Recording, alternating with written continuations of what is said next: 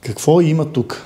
Тук има един наследствен автомобил, Влади, какъв? На Лада Нива 21-214. Така, Лада Нива, която се намира в гараж, в който ние трябва да разчистиме всичко и нямаме никакво време в момента да се довърши тази машина. А по довършване, разбирай, да се доизкърпи и да се донагласи. След това ние ще си я сложиме на гуми.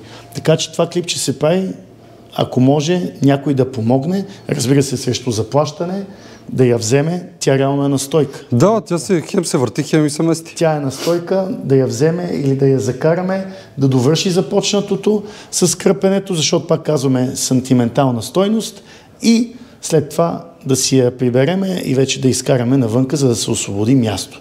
Така че надявам се да намериме такъв човек в София или околията за възстановяване на тази нива.